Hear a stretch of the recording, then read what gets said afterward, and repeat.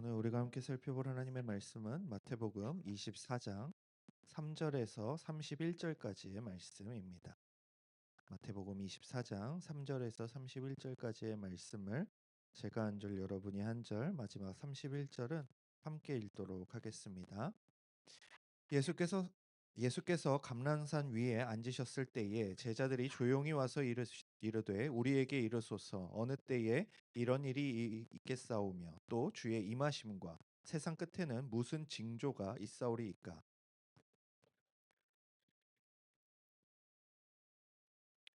많은 사람이 내 이름으로 와서 이르되 나는 그리스도라 하여 많은 사람을 미혹하리라.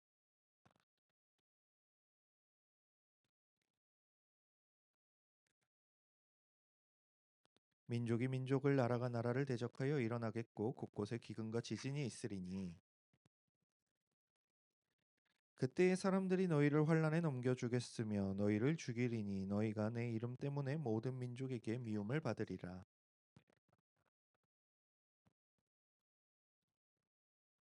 거짓 선지자가 많이 일어나 많은 사람을 미혹하겠으며 그러나 끝까지 견디는 자는 구원을 얻으리라.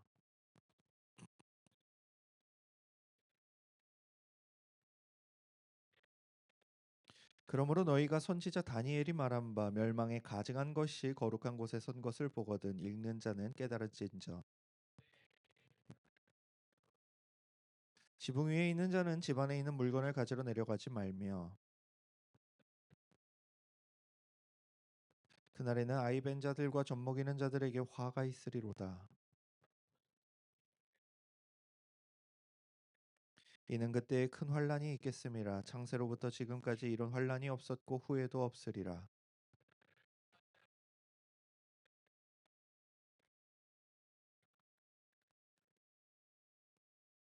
그때에 사람이 너희에게 말하되 보라 그리스도가 여기 있다 혹은 저기 있다 하여도 믿지 말라.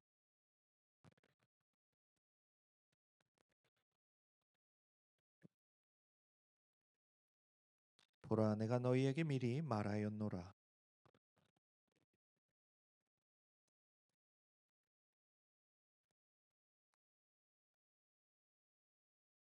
번개가 동편에서 나서 서편까지 번쩍임 같이 인자의 임함도 그러하리라. 그날 환란 후에 즉시 해가 어두워지며 달이 빛을 내지 아니하며 별들이 하늘에서 떨어지며 하늘의 권능들이 흔들리리라.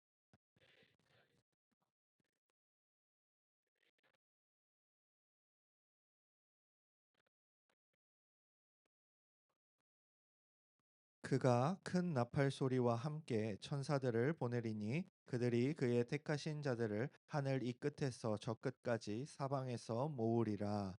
아멘. 오늘은 마태복음 24장 3절에서 31절의 말씀으로 미혹의 날이라는 제목으로 함께 말씀을 나누려고 합니다. 우리는 지난주 과부의 두 렙돈을 통해 하나님께서 예배자에게 또한 하나님을 믿는 사람들에게 진정으로 원하시는 것이 무엇인가를 함께 살펴보았습니다. 이는 요한복음 4장에서 사마리아 여인을 만나셨을 때 그녀에게 참된 예배의 의미를 가르치셨던 그 사건을 우리에게 기억나게 합니다. 23절에서 24절은 이렇게 나와 있죠. 아버지께 참으로 예배하는 자들은 신령과 진정으로 예배할 때가 오나니 곧 이때라. 아버지께서는 이렇게 자기에게 예배하는 자들을 찾으시느니라. 하나님은 영이시니 예배하는 자가 신령과 진정으로 예배할지니라. 과부는 성경에서 가장 보호가 필요한 대상 중 하나라고 말씀드리면서 이미 구약에서부터 하나님께서는 고아와 과부를 보호하시며 돌보셨다는 사실에 대해 우리는 함께 살펴보았습니다. 그중 대표적인 사르밧 과부의 이야기를 통해서 여러분께서는 만물을 창조하시고 온 역사를 주관하시며 온 세상을 다스리시는 그 하나님께서 그 가나안 땅 한 구석진 곳에 있는 그 누구도 신경 쓸 것 같지 않은 과부의 삶까지도 돌보시며 책임지시는 세밀하신 하나님이다라는 것을 아마 기억하실 것입니다. 그리고 이는 사마리아 여인에게서도 마찬가지였습니다. 모든 믿는 자를 위하여 구원자로 오신 예수 그리스도께서 유대인에게 무시당하며 심지어 여인이고 분명한 남편마저 없이 성적으로 문란한 삶을 살며 온전치 못한 가정을 꾸리고 사는 그 여인을 찾아오십니다. 그녀의 세상적인 관점과 세상적인 잣대와 세상적인 판단의 기준이 예수님이 그녀를 찾아오시는 것을 막지 못합니다. 그렇게 그녀는 예수님을 만납니다. 이처럼 가장 작은 자를 찾으시고 그들을 부르시며 구원으로 초대하시는 예수 그리스도의 사역은 예수님의 제자라고 말하는 우리에게 예수님을 따른다는 것이 무엇인지, 예수님의 제자라는 것이 무엇인지에 대해서 생각하게 합니다. 세상에서 높아지고 내 한 목숨과 인생이 떵떵거리며 살아가는 것이 아니라, 나만의 평안을 추구하며 살아가는 것이 아니라, 작은 자들, 연약한 자들, 외면당하는 자들을 찾아가는 것이라는 것을 성경이 증언합니다. 그냥 내 인생 내 자아 펼치면서 꽃밭 걸어가면서 내 인생을 행복하게 평안하게 내 가정에게 좋은 것들을 물려주며 살아가는 것이 아니라, 예수 그리스도께서 사셨던 그 방식 그대로 낮은 곳으로 향하라고 우리에게 가르치고 있습니다. 즉 많은 사람들이 싫어하고 부담스러워하는 그 일, 우리 역시 싫고 부담스러운 사역을 예수 그리스도께서 자신의 삶을 통해 보여주시고 자신의 인생에 담으신 것이지요. 바로 그 예수님께서는 한 과부가 내는 헌금을 유심히 살펴보고 계셨고, 그녀의 헌금을 세상적이고 경제적인 가치로 살펴보지 않고 하나님 나라의 기준과 관점에서 그녀의 헌금이 모든 사람의 헌금보다 더 많은 것이며 진정한 헌금의 의미와 가치를 지닌 것이다 라고 말씀하십니다. 헌금은 나의 모든 것이 하나님의 것임을 고백하는 것이며, 나에게 주어진 모든 것들이 내 힘과 능력으로 얻은 것이 아니라 나에게 생명 주시고 나에게 힘과 능력과 재능을 주신 하나님께서 공급하여 주신 것임을 고백하는 것, 그것이 바로 헌금이다라는 것입니다. 그렇기에 이러한 고백 없이 그냥 사람들에게 보이기 위해서, 아니면 나의 의로움을 뽐내기 위해서, 아니면 나의 부요함을 드러내기 위해서 많은 돈을 갖다가 헌금통에 집어넣는 것은 얼마를 드린다고 하더라도 의미가 없는 것입니다. 무엇이 먼저입니까? 하나님이 나에게 주신 것, 그것에 대한 고백을 드리는 것이 마땅하다라는 것입니다. 그렇기에 우리의 헌금은 아까워하는 마음이 아닌 신앙 고백의 마음으로 드리는 것이 합당한 것입니다. 오늘 본문 역시 지난주 말씀과 연결되어지고 있습니다. 우리가 읽지는 않았지만 마태복음 24장 1절에서 2절은 지난주 누가복음 21장 5절에서 6절과 거의 비슷합니다. 두렙돈 헌금한 과부에 대해 예수님이 말씀하시기가 무섭게 사람들의 이야기는 이상한 곳으로 꽂힙니다. 예수님께서는 분명히, 하나님께서는 인간의 어떤 외적인 모습을, 대단한 모습을, 화려한 모습을 받으시는 분이 아니라 그의 진심을 살펴보는 분이시다라고 이야기가 끝나기 무섭게 사람들이 무슨 이야기를 합니까? 예수님, 근데 이 성전을 좀 보세요. 너무 아름답고 웅장하지 않습니까? 금으로 치장되어 있고 대리석으로 둘러져 있고 이 화려하고 영광스러운 모습을 좀 보십시오. 정말 대단하지 않습니까? 라고 이야기합니다. 예수님은 과부의 두렙돈을 통해 사람의 기준에 대단해 보이는 것보다 하나님의 기준이 훨씬 중요함을 가르쳤음에도 불구하고, 예수님의 가르침 이후 이들이 예수님께 말하는 것은 성전이 정말 외적으로 근사하지 않습니까? 였습니다. 사실 이것이 우리 인간이 가지는 비참함입니다. 우리의 시선은 세상을 향하여 있고 우리의 영적인 것들보다 세상적인 것들이 채워질 때 우리는 더 행복하고 더 만족합니다. 이는 우리의 삶도 마찬가지 아닙니까? 제가 여기서 뭐 얼마나 성경적이고 얼마나 영적이고 얼마나 대단한 설교를 여러분들한테 한 시간 늘어놓는 것보다 여러분들 한 명 한 명한테 100만 원씩 쥐어주면 여러분 더 좋아하지 않겠습니까? 그게 우리의 본심이잖아요. 왜? 하나님이 싫어서 그게 아니라니깐요. 하나님도 좋은데 돈도 좋은 겁니다. 하나님도 좋은데 이 세상에서 나의 삶도 너무 중요한 겁니다. 그러니까 하나님의 뜻대로 살아가라는 그것보다 내 뜻과 내 만족과 내 유익을 위해 살아가는 그것이 너무 핵심적이고 중요하게 다가오는 것이지요. 그래서 세상적인 것들이 채워질 때 행복하고 만족하고 평안함을 누리는 것, 하나님의 말씀과 하나님의 영적인 것들이 채워질 때에 무감각하게 반응하는 것. 이것이 바로 우리가 가진 비참함입니다. 그런데 감사한 사실은 예수 그리스도의 일하심과 하나님 아버지의 일하심이 거기서 끝나지 않는다는 겁니다. 그런 우리의 처지를 예수님께서 알고 계시더라라는 겁니다. 예수님의 가르침에도 불구하고 여전히 그들이 바라보고 위안을 얻으며 대단하게 여겼던 성전은 곧 무너질 것입니다. 마태복음 24장 1절에서 2절입니다. 예수께서 성전에 나와서 가실 때에 제자들이 성전 건물들을 가리켜 보려고 나아오니 대답하여 이르시되 너희가 이 모든 것을 보지 못하느냐? 내가 진실로 너희에게 이르노니 돌 하나도 돌 위에 남지 않고 다 무너뜨려지리라.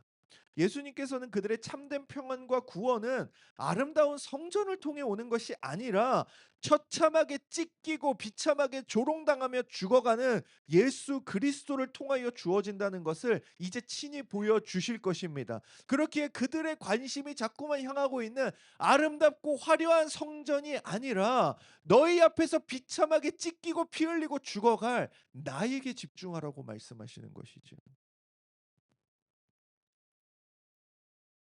그리고 그 시간은 이제 점차 더욱 가까워집니다. 예수님의 말씀 이후에 약간의 침묵이 있었던 것 같습니다. 성전산에서 감람산까지 그리 멀지는 않지만 약간의 거리가 있습니다. 그런데 제자들은 예수님이 하신 말씀을 좀 곰곰이 생각하며 아니면 속으로 경악을 하며 걸어갔을 것입니다. 그렇게 그들은 감난산에 이르러 예수님이 좌정하셨을 때 바로 물어봅니다. 왜냐하면 그들이 그렇게 대단하다 여기고 하나님의 임재의 장소이며 이스라엘이 하나님의 백성이라는 그 상징이 예수 그리스도의 말씀에 의하면 이제 곧 돌 위에 돌 하나도 남지 않고 완전히 무너질 것이기 때문에 물어보죠. 3절입니다. 예수께서 감람산 위에 앉으셨을 때에 제자들이 조용히 와서 이르되 우리에게 이르소서 어느 때에 이런 일이 일어나게 싸우며 또 주의 임하심과 세상 끝에는 무슨 징조가 있사오리이까. 제자들의 질문은 두 가지로 볼 수 있습니다. 첫째, 어느 때에 예수님이 방금 말씀하신 대로 성전이 무너지겠습니까? 하는 성전 종말의 날에 대한 질문과 둘째, 예수님의 재림과 세상의 종말에 대한 질문이었습니다. 이 질문에는 필연적으로 그 날들이 올 때 어떤 징조, 즉 평소와는 다른 어떤 특별한 사건이 있을 것인가 하는 질문이 등장합니다. 그래서 예수께서 대답하시는데 먼저 4절에서 14절까지를 큰 묶음으로 살펴볼 수 있습니다. 문제는 제자들이 성전 종말의 날과 세상 종말의 날에 대해 물었고 예수님이 이에 대해 대답하시는데 이것이 명확하게 구분이 되지 않는다는 겁니다. 성전 종말의 날에 대해서도 묻고 예수 그리스도께서 이 땅에 임하시는 그 이 세상의 마지막 날에 대해서도 물었는데 예수님의 답변이 굉장히 모호하더라라는 것입니다. 뭔가 예수님께서 이렇게 대답하시면 굉장히 깔끔할 것 같습니다. 성전 멸망은 지금으로부터 약 70년 후고 세상의 멸망은 지금으로부터 약 2000년 후야라고 말씀하시지 않더라라는 겁니다. 그저 예수님께서는 그런 때가 올 때에 제자된 자들이 조심해야 될 것에 대해 말씀하시는데 사람들의 미혹을 조심하고 여러 난리와 소문들을 듣지만 두려워하지 말며 전쟁 기근 지진이 생길 것인데 이것이 재난의 시작이라고 말씀하십니다. 이와 더불어 예수님을 믿는 신자들이 핍박당하고 죽임당하며 미움을 받고 배교와 변절로 인해 교회 안에서도 큰 미움이 있을 것이라고 말씀하시고 이를 틈타서 거짓 선지자들은 많은 사람들을 미혹하고 불법이 성행하고 사랑이 사라질 것이다 라고 말씀하시죠. 그러나 끝까지 참고 견디라고 말씀하시며 천국 복음이 온 세상에 전파될 때 그제야 끝이 올 것이다 라고 이야기하십니다. 무언가 이상하지 않습니까? 예수님께서 지금 제자들의 질문을 이해하지 못하신 게 아닐 텐데 말입니다. 또한 예수님께서는 제자들과 또한 사람들이 이러한 질문에 대한 답을 너무나 궁금해할 것이라는 것을 분명히 아심에도 왜 이렇게 뭉뚱그려지는 대답을 하시는 걸까요? 우리가 이런 생각과 질문을 할 때 우리가 예수님과 또한 신앙에 대해 어떻게 생각하는지가 드러나게 됩니다. 예수를 그냥 한 인간으로 성경을 이 세상의 다른 모든 문서와 동일한 문서로 보는 사람이 이러한 본문을 본다면 이는 인간과 기록자의 오류이거나 질문을 이해하지 못한 예수의 연약함으로 보일 것입니다. 또는 성경의 약점으로 보일 수도 있겠죠. 그러나 예수님을 참 인간이자 참 하나님으로 보는 사람이 이 본문을 본다면 성경이 하나님께서 이 세상에 주신 기록된 하나님의 말씀이라는 믿음을 가진 자가 본다면 조금은 엉뚱해 보이는 오늘의 본문과 같은 여러 구절들에서 우리의 믿음이 작동하는 겁니다. 이렇게 말씀하신 이유가 있을 거예요. A와 B를 물었는데 A, B를 섞어서 대답하시는 이유가 있을 거야. 라는 생각으로 가는 것이죠. 이는 창세기에서부터 등장합니다. 하나님께서는 노아에게 방주를 지으라 명령하십니다. 방주를 만들라고 하시죠. 그런데 노아가 그 때와 시간과 다양한 것들을 굳이 묻지 않습니다. 만들라고 하시니 만듭니다. 아브라함에게는 고향을 떠나라고 말씀하십니다. 아브라함이 자기가 지금까지 쌓아온 재산과 자식이 그 고향에서 가진 지분과 이것들을 이야기하지 않습니다. 왜 떠나야 합니까? 이곳 이 온 제국의 중심지인 이곳이 더 좋지 않겠습니까? 라고 반항하지 않습니다. 하나님께서 그를 가나안 땅 어느 구석 한 구탱이로 몰아가실 때 그는 순종합니다. 왜가 아니라 당연하게 따라갑니다. 그리고 너무나 어렵게 얻은 독자 이삭을 하나님이 제물로 바치라고 하실 때 만약에 동일한 말씀을 믿음 없이 본다면 모든 것이 우연으로 또한 당시 고대 근동 지역의 인신제사의 풍습이 성경 속에서도 드러나는구나라고 보게 될 것입니다. 그러나 믿음의 눈으로 본다면 하나님께서 당신의 백성에게 요구하시며 살아가라고 명령하시는 삶이 결코 호락호락하거나 만만하지 않다는 사실을 우리는 깨닫게 될 것입니다. 그리고 하나님이 주신 자식을 제물로 바치라는 그 말씀 앞에서 하나님이 이렇게 말씀하시는 그 이유가 무엇인가? 이 이유가 악할 이유는 없습니다. 왜? 하나님이 선한 분이시기 때문에 그렇기 때문에 우리는 하나님은 정말 선하신가? 하나님이 우리에게 맞는 질문을 주신 것인가? 라고 의심하는 것이 아니라 이 질문이 옳다면 나는 어떻게 반응해야 되는가? 이 질문 가운데 나는 내 삶을 통하여 어떻게 대답해야 하는가를 고민해야 되는 것이 우선이라는 것이죠. 그것이 바로 믿음 있는 자의 삶이라는 것입니다. 우리는 하나님이 주시는 질문과 하나님이 주시는 삶의 여러 가지 양태에 대해서 하나님 왜 이런 삶을 주셨습니까? 라고 고민하고 하나님께 질문할 가치가 없는 존재들입니다.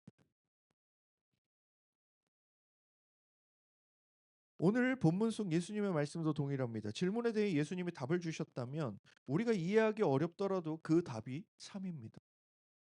제자들의 질문에 대해 지금 예수님이 이렇게 답을 주셨습니다. 이 답이 가장 완벽한 답입니다. 가장 필요한 답입니다. 가장 좋은 답이라는 겁니다. 예수님께서는 정확한 때를 말씀해 주시는 대신 미혹을 즉 속임을 조심하라고 말씀하십니다. 그렇다면 우리에게 중요한 것은 정확한 때가 아니라 그 시작을 알리는 미혹과 환란을 조심해야 되고 그것에 휘말리지 않아야 함을 우리는 알아야 하는 것이죠. 중요한 것은 이러한 미혹과 환란이 시작이라는 겁니다. 존 메가도 목사님은 이렇게 말합니다. 타락한 세상에서 늘 이런 재앙을 경험하지만 예수님은 이 모든 것이 비록 해산하는 고통 같을지라도 재난의 시작이라고 언급하심으로 종말이 가까울수록 이러한 상황이 더 악화될 것을 암시하고 계신다. 라고 말합니다. 그렇게 여러분 오해하지 마십시오. 이게 세상이 좀 어려워지고 여러 가지로 살기가 힘들어지면 많은 이단과 사이비들이 판을 치게 되는데 그때마다 하는 이야기들이 무엇입니까? 전쟁과 기근과 이런 것들이 일어나는 거 봐라. 성경에도 나와 있지 않느냐. 그런데 여러분 성경을 조금 더 자세히 보면 그것이 일어나니 예수가 곧 오실 것이다라고 이야기하지 않습니다. 그 모든 것이 시작이라고 말합니다. 그것으로 말미암아 시작되는 것이며 과정이 있을 것이고 그 과정 가운데 예수 그리스도께서 어느 날 오실 것인데 이러한 전쟁과 기근과 이 모든 것들은 시작을 알리는 것에 불과하다라는 것이죠. 마가복음 13장, 누가복음 21장도 오늘 우리가 살펴보는 마태복음 24장의 말씀을 함께 증언하고 있는데, 마가복음 13장 9절에서 13절 말씀은 조금 더 디테일한 내용이 덧붙여져 있습니다. 제가 읽어드리겠습니다. 민족과 민족이, 나라와 나라가 서로 맞서 싸울 것이며 곳곳에 지진과 기근이 있을 것이다. 그러나 이 모든 것은 고통의 시작에 지나지 않는다. 주의하여라. 너희는 법정에 넘겨지고 회당에서 매맞을 것이다. 그리고 나 때문에 너희가 총독들과 왕들 앞에 끌려갈 것이나 오히려 이것이 그들에게 나를 증거하는 기회가 될 것이다. 먼저 기쁜 소식이 모든 민족에게 전파되어야 한다. 너희는 끌려가 조사를 받을 때에 무슨 말을 할까 걱정하지 말고 성령님이 일려 주시는 대로 말하여라. 말하는 분은 너희가 아니라 성령님이시다. 형제가 형제를, 아버지가 자식을 고발하여 죽게 할 것이며 자식들이 부모를 대적하여 죽게 할 것이다. 그리고 너희가 나 때문에 모든 사람에게 미움을 받을 것이나 끝까지 견디는 자는 구원을 받을 것이다. 그렇다면 예수님께서는 왜 이러한 성전이 멸망하는 날과 세상의 마지막 날에 대해 명확히 구분지어 설명하시지 않는 것일까요? 또한 예루살렘의 멸망과 세상의 마지막에 대해서도 왜 비슷하게 말씀하시는 걸까요? 이에 대해 최영삼 교수는 이렇게 말합니다. 예루살렘의 멸망은 곧 세상의 종말의 축소판이다. 뒤집어 말하면 세상의 종말이 예루살렘의 멸망을 통해 투영되어 표현될 수 있음을 보여준다.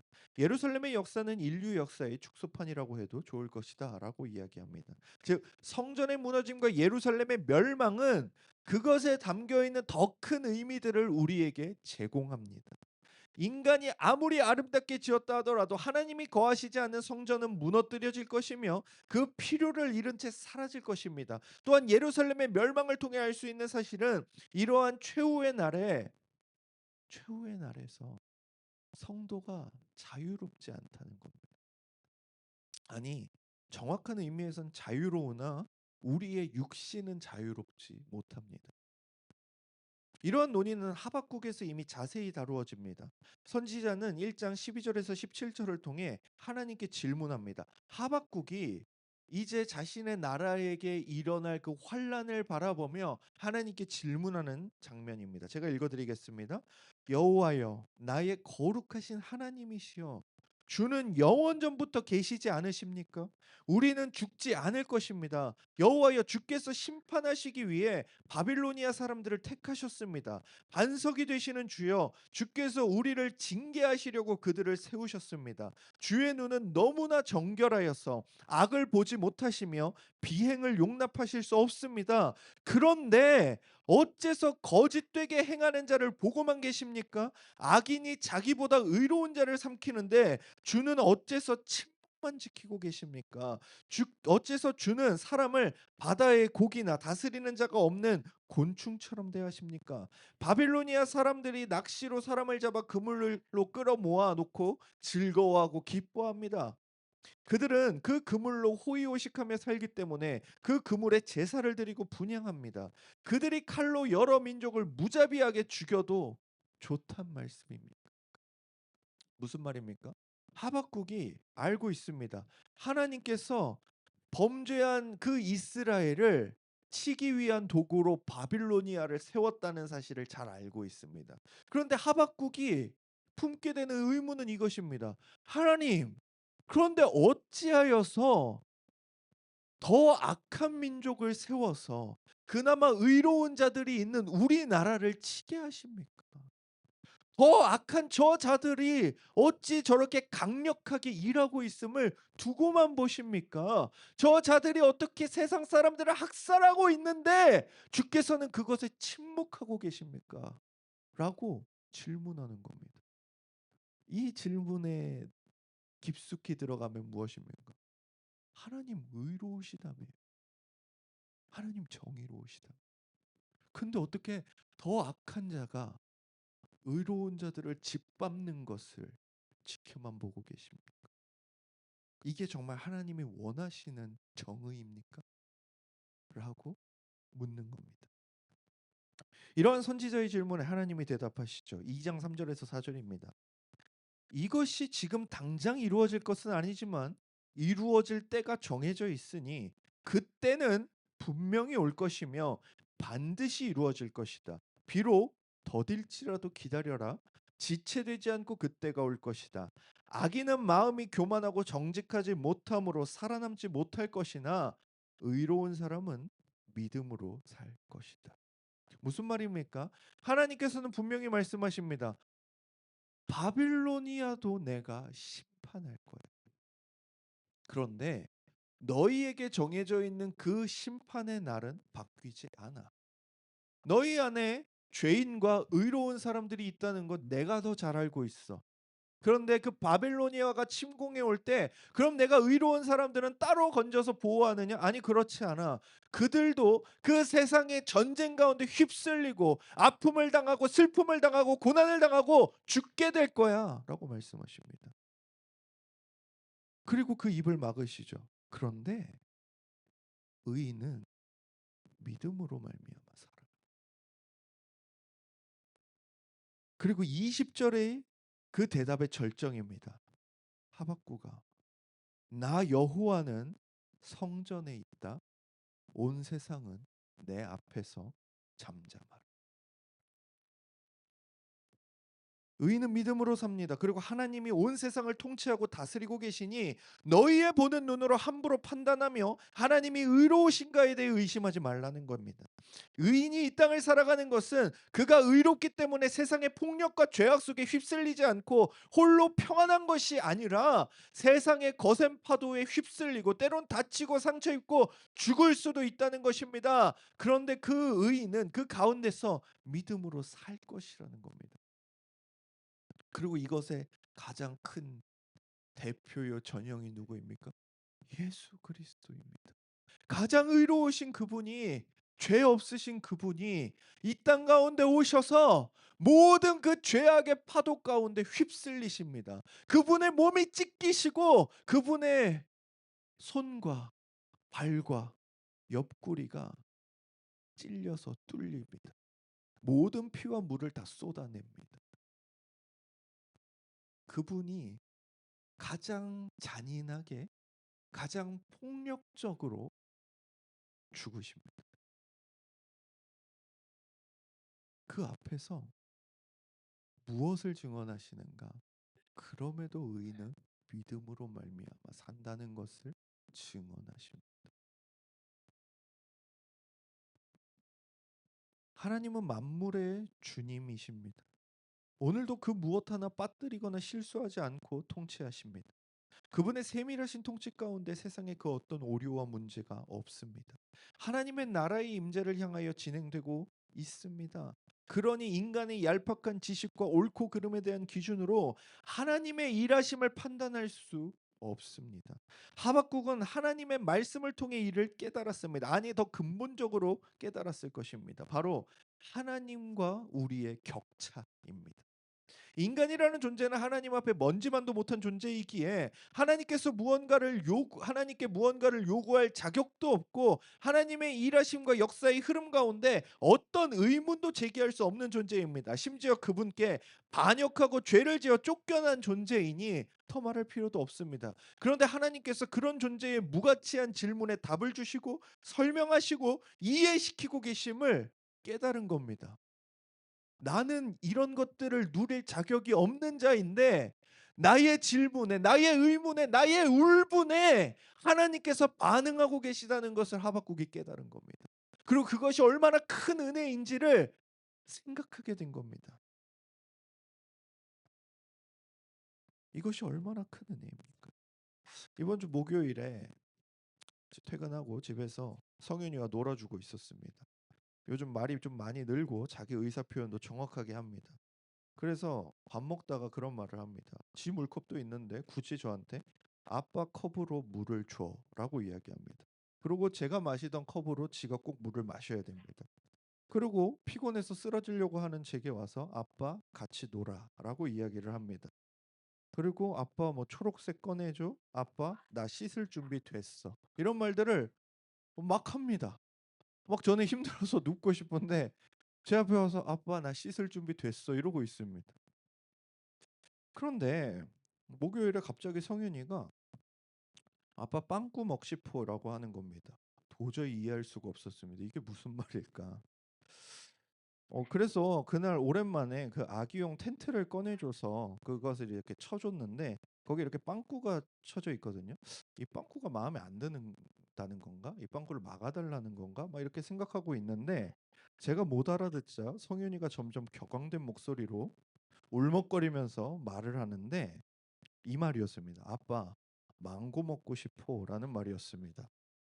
한국인이 왜 망고를 먹고 싶죠? 그런데 때마침 집에 망고가 없었어요. 그래서 이제 제 아내가 성윤이를 달래면서 "성윤아, 다른 거 먹으면 안 될까?"라고 이야기를 했어요. 성윤이가 곰곰이 생각하더니 "딸기 먹고 싶어."라고 말합니다. 그런데 마침 딸기도 없었습니다. 그때부터 성윤이가 이제 변신을 하기 시작했어요. 훌쩍거림이 커지고 비명을 지르고 떼를 쓰기 시작했어요. 망고와 딸기가 없는 게 이렇게 큰 문제인가? 그리고 아내는 어떻게든 "딴 거 먹자. 뭐 베베 줄까?" 뭐 이러고 있는데 저는 너무 피곤하고 힘들었는데 대충 옷을 챙겨 입고 크록스를 신은 채 다우리마트로 뛰어갔습니다. 그리고 두 개 남아 있던 망고 하나를 집어들고 그리고 딸기를 집어들고 집으로 돌아왔습니다. 여러분, 제가 성윤이가 먹고 싶다고 해서 반드시 그것을 사 줘야 하는 의무는 없습니다. 그냥 집에 있는 다른 과일을 먹여도 되고 "성윤아, 이렇게 떼를 쓴다고 다 해결되지 않아."라고 아이의 기강을 잡을 수도 있습니다. 그런데 저는 왜 망고와 딸기를 사러 뛰었을까요? 사랑하니까요. 망고를 사줄 의무는 없는데 아이를 사랑하는 마음이 이 아이가 먹고 싶은 것을 공급하도록 만듭니다.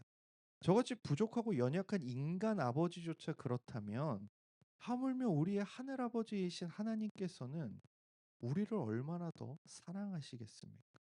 아무 자격 없고 가치 없는 우리를 사랑하사 아버지 되시며 우리를 영원한 죽음으로부터 구원하시는 그 하나님. 그렇게 이를 깨달은 하박국은 3장 17 절부터 19 절에 그래서 이 고백을 하는 겁니다. 비록 무화과 나무에 꽃이 피지 않고 포도나무에 포도가 없으며 감람나무에 기름이 나지 않고 밭에서 농작물이 나지 않으며 우리의 양이 없고 외양간에 소가 없을지라도 여호와 하나님이 나의 구원이 되심으로 내가 기뻐하고 즐거워하리라. 주 여호와는 나의 힘이시니 나의 발을 사슴발과 같게 하사 나를 높은 곳에 다니게 하시리라. 나의 상황이 하나님의 사랑을 증명하는 것이 아니라 하나님이 나를 사랑하시기에 어떤 상황도 우리에게는 문제가 되지 않음을 고백하는 겁니다. 하나님 나를 사랑하신다면 이런 것들을 이루어 주세요의 신앙이 아니라 하나님이 나를 사랑하시기 때문에 어떠한 상황도 어떠한 환경도 어떠한 것도 저는 괜찮습니다. 그것이 신자의 고백이라는 것이죠. 이처럼 하나님의 자녀요 예수 그리스도의 제자는 정체성과 세계관이 다른 자들입니다. 15절에서 28절은 아마도 예루살렘의 멸망의 날을 언급하는 것으로 보입니다. 예수님께서는 당신의 제자들과 그리스도인들이 겪게 될 그 환란의 날을 어떻게 맞이해야 할지 알려주십니다. 그 날이 오지 않도록 기도하라고 하지 않으십니다. 그 날이 올 것은 이미 정해졌으니 멸망에 가증한 것이 거룩한 곳에 선 것을 보거든 도망가라고 말씀하십니다. 이는 그리스도인들에게 그냥 모든 상황 속에서 늘 도망가라는 이야기가 아닙니다. 이때의 그 예루살렘 멸망의 날은 민족적인 이슈와 그리고 정치적인 문제가 맞물린 일인데 너희가 유대인으로서 너희의 민족적 정체성을 발하여 로마와 대항하다가 죽임당하는 것이 아니라 너희의 정체성은 하나님 나라에 있으니 그것에 목숨 걸지 말고 하나님 나라를 위하여 살아갈 준비를 하라는 것입니다. 이는 목숨 걸어야 할 일이 아닙니다. 누가복음 21장 20절에는 이렇게 나옵니다. 너희가 예루살렘이 군대들에게 에워싸이는 것을 보거든 그 멸망이 가까운 줄을 알라고 말씀하시고 마가복음에서는 멸망에 가증한 것이 서지 못할 곳에 선 것을 보거든 읽는 자는 깨달을진저 그때의 유대에 있는 자들은 산으로 도망할지어다라고 기록됩니다. 그들이 지켜야 할 것은 하나님의 임재가 떠난 성전이 아닙니다. 민족적 이스라엘의 수도인 예루살렘이 아닙니다. 그들이 목숨 걸고 지켜야 하는 것은 성령께서 임재하시는 우리의 마음입니다. 이 땅에 임할 하나님 나라의 백성으로서의 정체성입니다. 빌립보서 3장 20절이죠. 그러나 우리의 시민권은 하늘에 있는지라 거기로부터 구원하는 자 곧 주 예수 그리스도를 기다리노니. 이 세상에서 많은 거짓 선지자들이 표적과 기사를 보이고 메시아가 광야에 있다, 골방에 있다 하는 소리들이 들릴 것입니다. 내 외적으로 혼란스러워질 것입니다. 혼란한 세상 가운데 우리를 구원할 것이라고 떠드는 많은 외침들이 있을 것입니다. 이는 단순한 종교와 사이비들 뿐만이 아닙니다. 철학이 될 수도 있고 과학이 될 수도 있고 재물이 될 수도 있고 정치가 될 수도 있습니다. 그러나 예수님께서는 그런 것을 믿지 말라고 말씀하십니다. 하나님께서는 이미 온 세상이 들어야 할 구원의 이름을 주셨으니 바로 예수 그리스도입니다. 다른 어떤 것도 우리를 근원적으로 구원할 수가 없습니다. 사도행전 4장 12절에서 베드로는 외칩니다. 다른 이로서는 구원을 받을 수 없나니 천하 사람 중에 구원받을 만한 다른 이름을 우리에게 주신 일이 없음이라 하였더라. 또한 갈라디아서 1장 7절에서 9절은 바울이 말합니다. 다른 복음은 없나니 다만 어떤 사람들이 너희를 교란하여 그리스도의 복음을 변하게 하려 함이라. 그러나 우리나 혹은 하늘로부터 온 천사라도 우리가 너희에게 전한 복음 외에 다른 복음을 전하면 저주를 받을지어다. 우리가 전에 말하였거니와 내가 지금 다시 말하노니 만일 누구든지 너희가 받은 것 외에 다른 복음을 전하면 저주를 받을지어다. 하나님께서 구원을 계획하시고 이루시는 데 있어서 예수라는 이름 외에는 주신 적이 없다는 것입니다. 그러니 세상이 어떻게 바뀌고 변하더라도 예수의 이름을 믿으라는 것입니다. 거기에 생명이 있기 때문입니다. 그러니 너희가 속한 세상의 어떤 소속들보다 하나님 나라의 백성으로서 예수 그리스도의 제자로서의 정체성을 기억하라는 겁니다. 그러니 여러분, 이 땅에서 마치 우리에게 무언가 구원을 갖다 줄 것처럼 유토피아를 갖다 줄 것처럼 떠드는 정치에 너무 휘둘리지 마십시오. 그 어떤 정치인도 저와 여러분을 그리고 우리 나라를 이 세계를 구원하지 못합니다. 좌파와 우파가 문제가 아닙니다. 때때로 우리는 상대방이 되면 나라가 망할 것이라고 생각합니다. 정말 그렇습니까? 하나님이 그렇게 무능력하십니까? 하나님은 그깟 정치 세력 하나 못 막으시는 분입니까? 정치, 사회, 권력, 물질, 과학, 철학 그 무엇도 하나님 손에 들리지 않은 것은 없습니다. 그러니 여러분 조금 안심하시고 하나님을 바라보십시오. 우리가 생각하는 정의와 구원을 내려놓고 하나님께서 하나님의 말씀을 통하여 우리에게 말씀하시는 참된 구원을 바라보십시오. 마지막으로 29절에서 31절에는 인자이신 예수님이 오시는 때를 설명합니다. 그날 환난 후에 즉시 해가 어두워지며 달이 빛을 내지 아니하며 별들이 하늘에서 떨어지며 하늘의 권능들이 흔들리리라.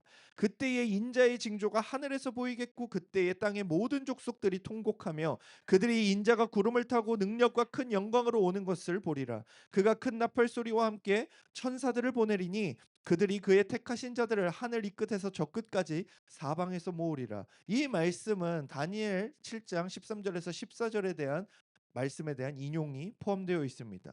다니엘 7장 13절에서 14절에서 인자에 대한 예언은 이렇습니다. 내가 또 밤 환상 중에 보니 인자 같은 이가 하늘 구름을 타고 와서 옛적부터 항상 계신 이에게 나아가 그 앞으로 인도되매 그에게 권세와 영광과 나라를 주고 모든 백성과 나라들과 다른 언어를 말하는 모든 자들이 그를 섬기게 하였으니 그의 권세는 소멸되지 아니하는 영원한 권세요 그의 나라는 멸망하지 아니할 것이니라.